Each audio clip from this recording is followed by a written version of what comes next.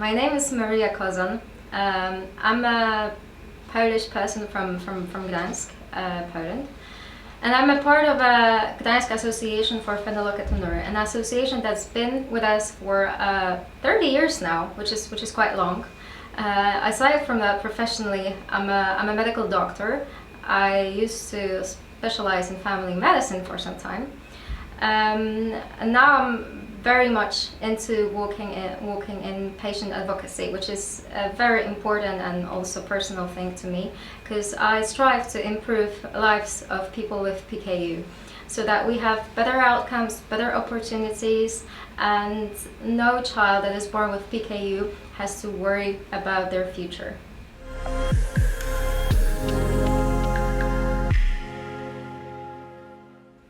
It's a very interesting question, because when I was diagnosed with PKU, I didn't have any perception of it because I was a child, right?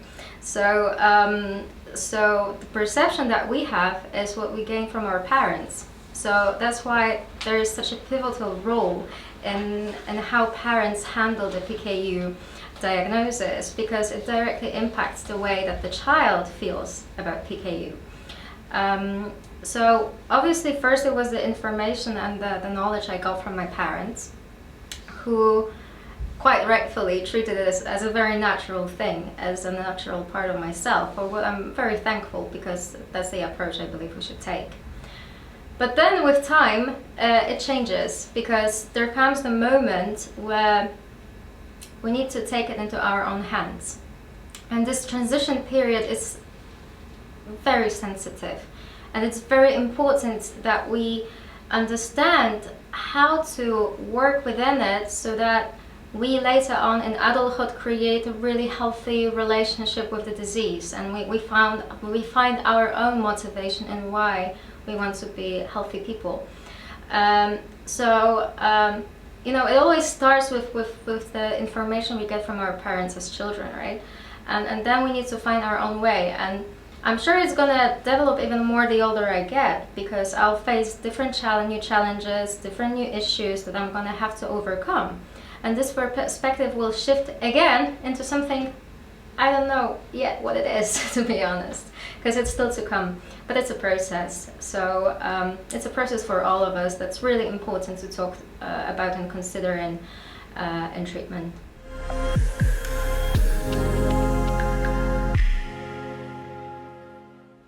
I think there are a lot of people who don't look at PKU in such a way that understands it as a chronic disease, really. Because one thing is having PKU and the pathogenesis of PKU and how it impacts your brain, your emotions, your behavior, your development. But the other thing that comes into light, especially more in adulthood rather than in childhood, is the burden of having a chronic disease.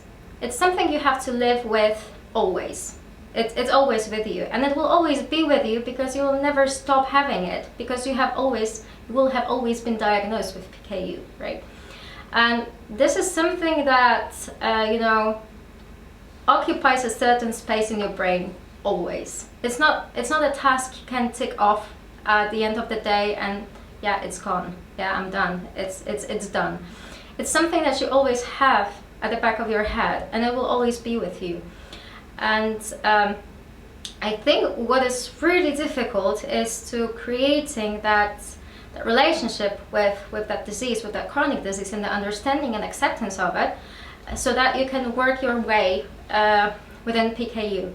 And this may be sometimes overwhelming, because if we're stormed with other things that we need to take care of, we live in a very hectic world right now. So many things are going on, so many information, emotion flowing to us, and sometimes it's difficult for people who don't have PKU, right? They are already overwhelmed by the amount of information they receive.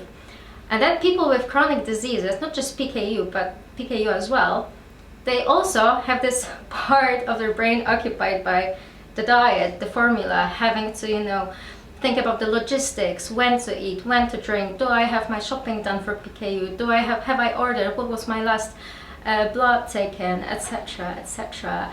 So I think there's a great need for, you know, a bit of empathy, kindness, and understanding towards people with chronic disease, but also is something that we need to have towards ourselves. That it's not easy, and we need to remember about that. And it's sometimes for people with PKU, it's always not easy, and it takes time sometimes. So I think it's a struggle that people might not recognize. It's a challenge that people might not recognize or might not think of it in that way. But I think it comes nowadays with time more into light, with how aware we are of the struggle that daily life, so full of information, has become, right? That we look into it a bit more.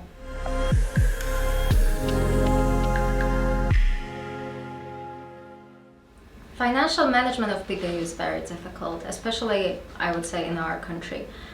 But not only, it applies to many countries across Europe and across the world. But in the PKU diet, you quite heavily rely on low protein products. This is particularly the case for Poland as well, because the great majority of Polish patients have classical PKU, not mild PKU, which means their tolerance for phenylalanine is usually lower. That means they need to rely on low protein products, perhaps more than the people with mild PKU. The increase of cost of low protein products has been significant, definitely significant, and it's a struggle for many families in Poland when it comes to getting access to those food due to financial reasons. What is more, another problem is the fact that recently there was a high increase in cost of other food products, which is vegetables and fruit, that are really important in our diet, and without it we cannot see it. So a lot of families in Poland, a lot of families struggle with that, with the fact that there's that the prices have really gone up of the products, and that there's no reimbursement for low protein products in Poland. In Poland, we only have reimbursement of formula of the supplements, amino acids, and some GMP, but we don't have the food reimbursed at all. So it's a problem for many families.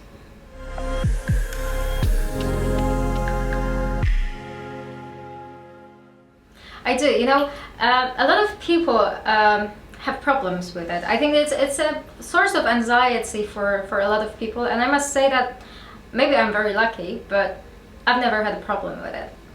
Or perhaps that's the reason why I've never had a problem with it.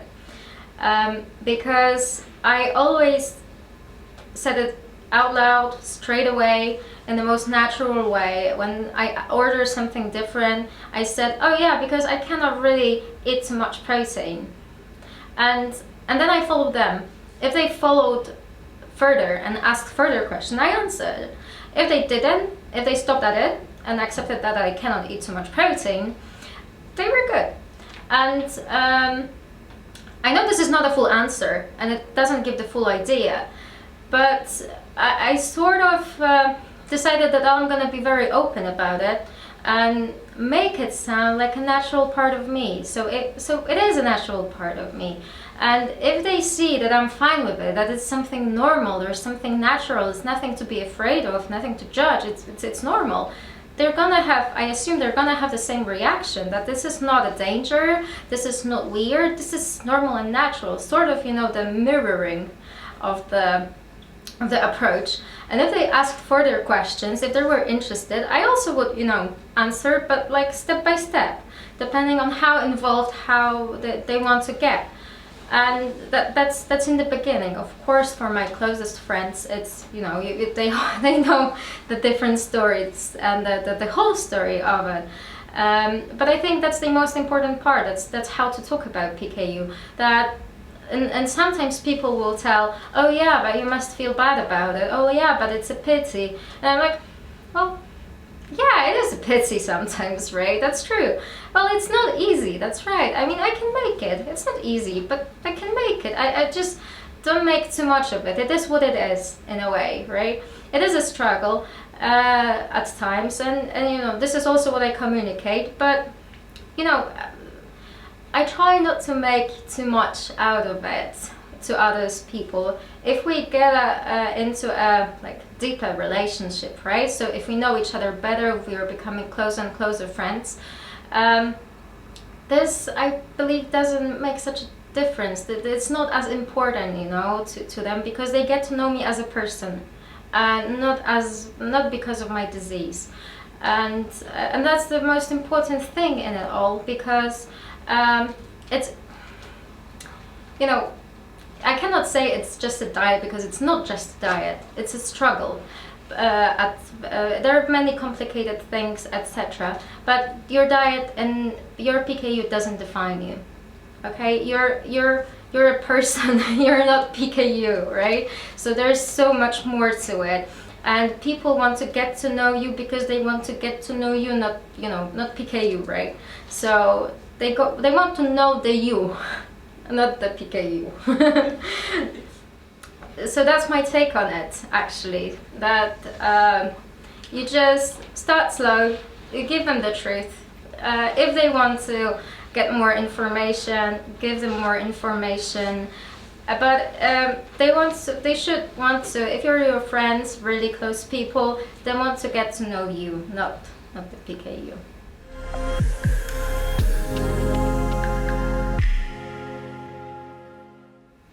PKU has taught me really a lot. I mean, it has been a journey. What a journey, really.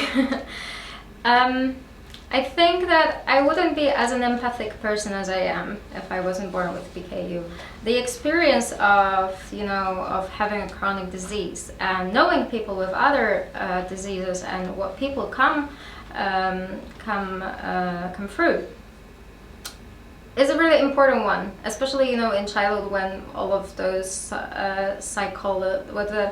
where our mind and emotions like mature, and it's really important to recognize that empathy is needed. It is something useful, really. It's not only useful, it's I'm really glad this was something I developed across the way. I think I can thanks to PKU, I can understand people better, and I can understand that they can struggle with many things, and everybody struggles with something, right? Everybody. We're not alone in struggle because we are ill. Everybody struggles with something, and that's important to, you know, keep that in mind, that there are different things in the world as well, and it gives you a perspective, sort of, and distance to yourself. PKU also, and I think it's very important in relationships, PKU also taught me the different point of views. So I, like, you know, even on E.S.PKU or within the PKU community, we can see that we have so many different people involved, right? We have the patients, we have the doctors or healthcare practitioners, we have the industry, we have the parents, right? The parents of children who are completely different to us. And each of that group has a different perspective on PKU.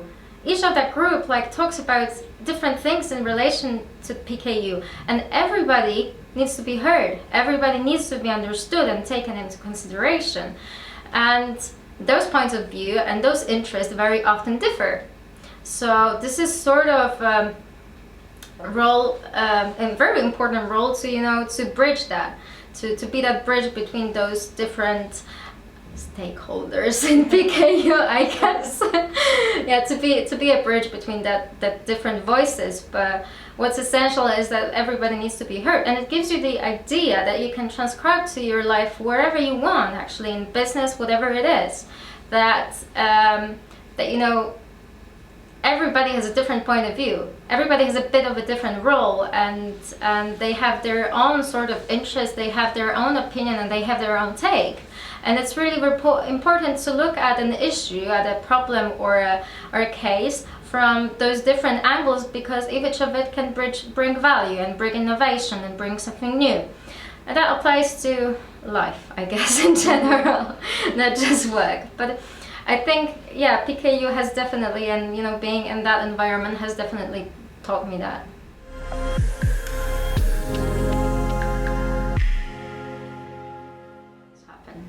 They happen to everyone. Well, we've all had our bad days, and that's okay. Like, you're okay, that's okay, everything's fine. But the thing you gotta do, you need to have your lesson from it, take your lesson from it, why it happened, what could be done better, and then you stand up and go further, and that's it.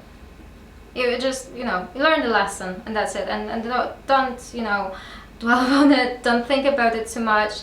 It happens, and that's normal. That's absolutely normal. So just get up, take the lesson, and go.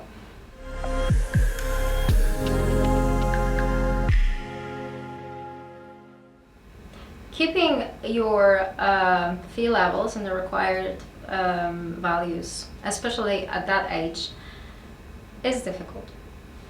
Because it's the time where you start taking responsibility for it. And I think what is really important and what helps is to try and, you know, to first accept it that you have PKU, and then create your own relationship with it. You've experienced PKU a bit of from the point of view of your parents up until now, right? And now you're taking the shift to taking it into your own hands. That's why it's really important that you sit down and like think about it. Like, do you really feel good? Do you understand it? Do you know what's going on? Do you feel like you accepted that you have PKU? I think it's a really important part to make your peace sort of with the fact that you have a chronic disease, and just accept it, and then, you know, try to like build some sort of relationship with it. It's a very difficult period because, you know, you have some,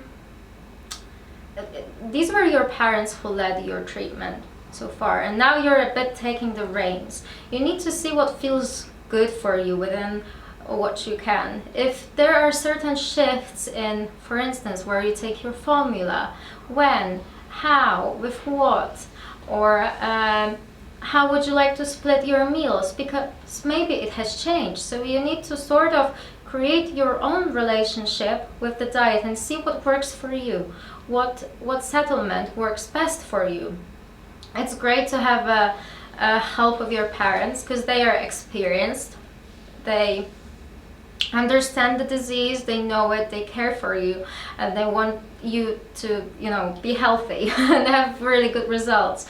But I think it's really important to, you know, first like sort of sit down and think, yeah, but, you know, maybe I could do this thing, and maybe it would make things easier for me, right? Maybe, Mom, let's try this. Mom, maybe how about we try drinking formula with something else? Or how about I'm gonna have it an hour after breakfast rather than with the breakfast, and with something else. So see what works out, see what's better for you, and, you know, give yourself time. But because it's absolutely doable, it's absolutely doable. You can do that, I'm sure of it. But it's a normal thing that you can struggle with it. A lot of people struggle with it, but it's, you know, it's good to have people around you who support you, who can give you advice about it.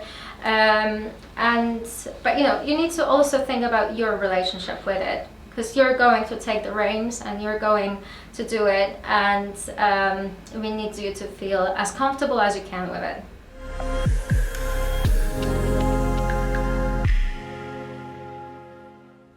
Yes, I'm a part of an association, and I've been there majority, if not all of my life, actually. So I've walked through all of those different aspects of being within an association. And in the beginning, it was the most important actually for my parents, and now it is essential also for parents of children with PKU, because it helps them cope with the difficult diagnosis. It helps them, you know, find support in others and in mothers, and how to handle different situations. And that's crucial, and it still remains very significant. Then as teenagers or as young people, it is a great experience to be able to have somebody you can relate to. You can talk about your problems in your own environment, where you feel sort of among others like you, so you feel understood, which I think is really important. And to me, it was also very motivating as well, because I saw how other people handle their condition, and I think that can give you that, you know, that power, you know, to drive some change in yourself.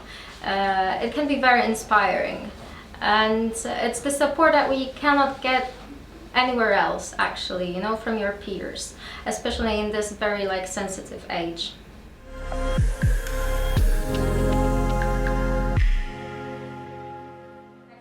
This is the perspective of a patient, and what is important is also the social and legislative aspect of living with PKU. So the association gives you power to fight for your needs, to bring your voice and spread it elsewhere, to fight for reimbursement, for better access to some treatments, to whatever actually is needed for your community. And without that association, without that society, we wouldn't be heard as much. So it's critical. If we want to drive change for PKU patients, if we want to drive change for any patient, we need to be heard. And to be heard, we need to have that significance of an association.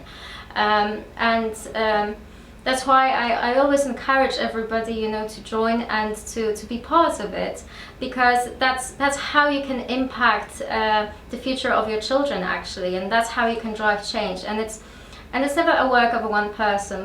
We need more people for it. So we always encourage people to come and join, because it's a very rewarding thing. And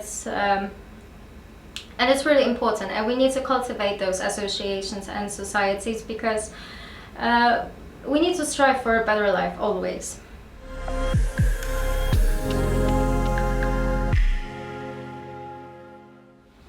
The best part of the E.S.PKU Congress is always the people. It's absolutely amazing to see everybody each year, and the conversations that we have, and the exchange of experiences, or you know, the contacts you make, the friendships you even make during those congresses are amazing. It's really also great to be part of a community. When we come here, like, sorry, that's not going to be modest, but you're all here for us. That's the truth. It's true. It's true. So, It's true. so you know, it's not very modest, but you know, it's really nice in the world of rare diseases, where, you know, you are rare. Some people feel isolation, right? You are rare, but suddenly you come here and everybody is like you, understands you, right? A lot of people are like you, everything is tailored to you, and it's a really nice feeling, because you feel like you're within a family, sort of, and that's very joyful, to be honest.